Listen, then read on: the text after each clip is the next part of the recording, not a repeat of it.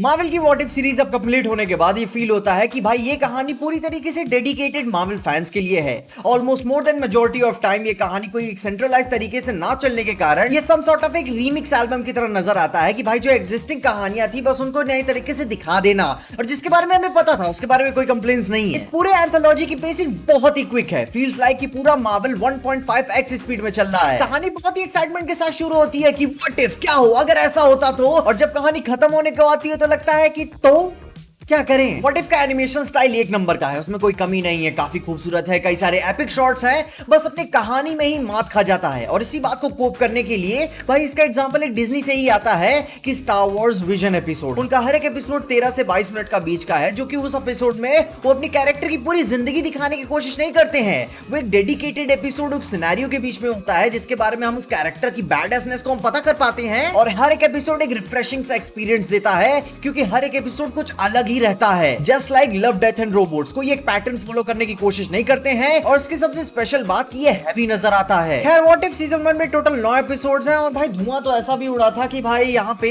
एक एपिसोड गायब भी हो चुका था guardians of the Galaxy volume 3 की सिमिलरिटीज की वजह से। अब खैर हमने उसके बारे में देखा नहीं तो कोई जजमेंट नहीं, लेकिन ध्यान बस मैं यही देता रहता हूँ कि धुआं गुरु वहीं से उड़ता है जहाँ पे आग लगी हो। तो एपिसोड 1 पूरी सीरीज का सबसे वीक एपिसोड नजर आता है, जहाँ पे कहानी यही रहती है कि क्या होगा कैप्टन कार्टर अपनी फर्स्ट एवेंजर बन जाती। इसके अलावा सीरीज के अपने सारे एपिसोड 7 तक एक ही नैरेटिव को यार अप्रोच करते रहते हैं कि उनका एक ही गोल पूरा भी रहता है कि पूरी कहानी के लिए एक नैरेटिव एक्सपेरिमेंट के साथ उसको स्टाइलिश रूप में रिप्रेजेंट करते रहो, वो भी एप्रोप्रिएट ट्विस्ट और टर्न्स के साथ सरप्राइजेस देते रहो, एक्साइटमेंट बरकरार रखना चाहिए, कुछ पागलों वाला शिट क्रेजी भी नहीं करना है और पब्लिक को चूतिया भी नहीं समझना है। मगर इस इनफाइनाइट मल्टीवर्स की संभावनाओं में व्हाट इफ बहुत ही छोटा सा सोचता है। कहानी का भाई मेन नैरेटिव इंटरेस्टिंग तब बनता है जब हमें एपिसोड 8 से व्हाट इफ के भाई अल्ट्रॉन के फ्यूचर के बारे में जानने को मिलता है, वरना उसके बाद पूरी कहानियां बस एक से नॉर्मल से ही लगने लगती है कि भाई 4 कहानियों को एक जोड़ के टेंटपोल कहानी बना दो और तुम्हारा सेट पीस सीक्वेंस तैयार हो गया। ये बात मैं मानता और एक्सेप्ट करता दोनों तरफ से हूं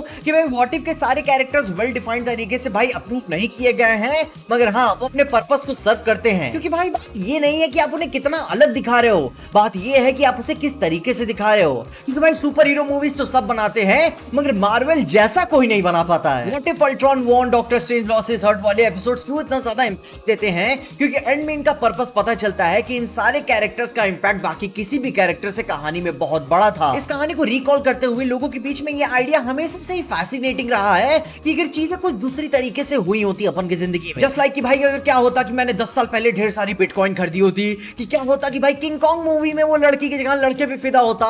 ये काफी फैसिनेटिंग लगता है, मजेदार भी है, और मैं सीजन 2 कभी मिस भी नहीं करने वाला। मगर इसी तरह मार्वल यूनिवर्स के इंटेग्रिटी को बरकरार रखते हुए मैं मार्वल यूनिवर्स की किसी भी कहानी को पूरी तरीके से सिंपल भावना में नहीं देखना पसंद करूंगा। क्योंकि भाई मैं जानता हूं पार्टी थॉर एपिसोड बहुत बढ़िया नहीं था, वो क्रेजी था, मजा आती है, दोस्तों के साथ देखो, चिल मारो, मस्ती करो, भूल जाओ, कोई खराब भी नहीं था। मगर इसका कोई बहुत बड़ा इंपैक्ट भी नहीं रहा, ना सिनेमैटिकली, ना कल्चरली, ना पर्सनल। कहानी पूरी फ्रेश है मगर यार फेमिलियर फील होती है और एंड होते होते प्रेडिक्टेबल बन जाती है। व्हाट इफ का हर एक एपिसोड अपने लिमिटलेस पोटेंशियल को पा नहीं पाता है। हर एक एपिसोड अपने फ्यूचर इंस्टॉलमेंट को टीज करता रहता है कि हाँ आगे इसको खींच देते हैं, फिर बताते नहीं है कि क्या हुआ, बता के खत्म करो ना, जबरदस्ती खींच के काटने की क्या जरूरत थी। हर स्टेशन पे लाके रोक देते हो, फिर कहते हो यहाँ उतरना ही नहीं है। ये स्टैंड अलोन कहानियां फॉर श्योर अच्छी हैं, ट्विस्ट टर्न्स और सरप्राइजेस देख के मजा भी आता है, मगर इस बात की कोई भी जरूरत नहीं थी कि भाई आप कैरेक्टर की लाइफ खींचो फिर वहीं पे उसे काट दो। और कहानी के प्लॉट होल्स तो अलग ही नशा करके बैठे हैं। जब अल्ट्रॉन की बारी आती है तो पूरी कायनात उसका साथ दे रही है, मगर जब बात बाकी कैरेक्टर्स की आ जाती है तो होता है कि नहीं भैया नहीं करने देंगे, कानून है, प्रशासन है, व्यवस्था है, हो नहीं सकता। और ये प्लॉट होल्स की बात तो डेडिकेटेड मार्वल फैंस के लिए है, और अगर दूर से देखें तो उस पूरी सीरीज को ये कहानी सिर्फ मार्वल फैंस को ही प्लीज करने के लिए थी। मगर कई सारे मुद्दों पे कहानी के कैरेक्टर बेसिक से और 2 डायमेंशनल फील होने लगते हैं कि हाँ भाई अलग करने के नाम पे अलग तो कर दिया, मगर तो क्या करें। अब हाँ देखो, मेरी इन सब बातों से ये कहने को कोई मतलब नहीं है कि भाई सीरीज पूरी बुरी ही है, मगर पूरी अच्छी भी नहीं है। एक्सपेक्टेशंस तो मेरे काफी सारे थे कि हाँ भाई एनिमेशन है, क्रिएटिविटी एकदम फाड़ के रख डालेंगे, लार्जर देन लाइफ एकदम सेट पीसेस होंगे, मजा आ जाएगी देख के। मगर यार ये अपनी यूएसपी का फायदा नहीं उठाते। देख के ही पता चलता है कि डिज्नी की क्रिएटिव बाउंड्रीज कितनी ज्यादा हार्श हैं। कई सारे सीन्स पे तो भाई कैरेक्टर्स के मरने पे उनके ऑर्गन्स तक नहीं दिखाए जाते हैं। अगर नहीं दिखाना तो कैमरा एंगल चेंज कर देते, तब भी मैं समझ जाता, लेकिन अगर दिखा दियो तो ऐड कर देते, कम से कम सीन एम्पलीफाई हो जाता। जाता, मगर ये हरामखोर मिकी नहीं ना चाहेगा। अब सीरीज के इस एनिमेशन स्टाइल के ऊपर मैंने डिटेल में अपनी इस वीडियो में बात किया हुआ है कि क्या व्हाट इफ का एनिमेशन स्टाइल ओरिजिनल है या कॉपी, मगर ओवरऑल इनका पूरा एनिमेशन स्टाइल स्मूथ और अच्छा नजर आता है। थैंक गॉड कि उन्होंने कुछ अलग किया, मगर अभी भी ये बात कहने में भी बिल्कुल भी नहीं हिचकिचाऊंगा कि मार्वल का एनिमेशन इंडस्ट्री में कंपेटिटर डीसी अपने एनिमेशन स्टाइल में हर तरीके से बेहतर है। वो भी नो डाउट हर एक कहानी, एनिमेशन, उसकी प्रायोरिटीज, किस तरीके से वो दिखाना चाहते हैं, फ्यूचर को किस तरीके से लीड करेंगे,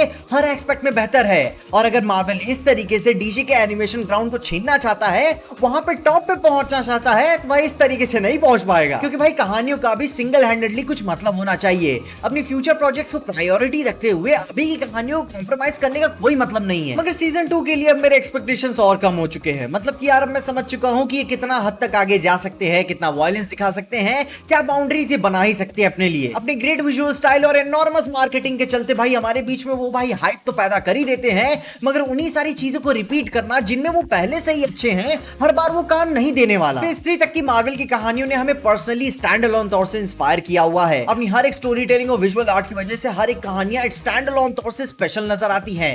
captain America, iron man, guardians of the Galaxy movies inspire करती हैं, दिल को लगता है, जिसे देख के कहानियां हैवी और क्लासिक फील होती हैं। मगर यार व्हाट इफ की सीरीज से वो भाई इंस्पायर वाली फीलिंग नहीं आती।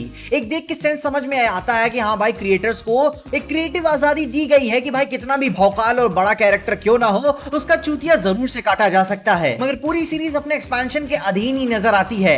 मजे आए, पूरे नहीं आए, मगर आए जरूर। इसे आप अपनी और मेरी भाषा में अबव एवरेज कह सकते हो। मगर हाँ भाई ध्यान देना, 1 से 10 के स्केल में 6 को भी अबव एवरेज कहते हैं और 8 को भी। तुम अपने कमेंट्स ओपिनियंस बताओ कि तुम इसे कितना मानते हो। मगर यार सीजन 2 के लिए शायद ये अपने कुछ गलतियों को सुधारेंगे, मगर यार उसके लिए भी यार 2 साल का वेट है। उससे पहले यार तुम अपने ओपिनियंस मुझे कमेंट्स बताओ कि तुम्हें ये कितना पसंद आया और क्यों। क्या तुम्हें पसंद नहीं आया उसके बारे में भी मुझे बताना। मगर ओवरऑल तुम इस पूरी सीरीज को क्या रेटिंग देना पसंद करोगे। इसके अलावा अगर आपको वीडियो देख के कहीं भी अच्छा लगा, खुशी या मजा आया, तो लाइक मार दो इस वीडियो को। इस चैनल पे कहीं से नए आ गए हो तो सब्सक्राइब तो मारे दो इस चैनल को। और अगर आपको वीडियो को ज्यादा ही पसंद आ गई तो अपने दोस्तों को शेयर कर देना। मेरे इंस्टाग्राम और ट्विटर हैंडल्स आपको नीचे डिस्क्रिप्शन में मिल जाएंगे। और हाँ भाई लोग, मेरे फेसबुक पेज की भी लिंक आपको नीचे डिस्क्रिप्शन में मिल जाएगी, जहां पे मैं यही सारी वीडियोस और भी प्लीजिंग तरीके से एडिट करके विद कैप्शंस डालने लगा हूं। तो वहां मुझे फॉलो करके चेकआउट करना मत भूलना और बताना जरूर कि तुम्हें कैसा लगा। और देखते रहिए पीजे एक्सप्लेन।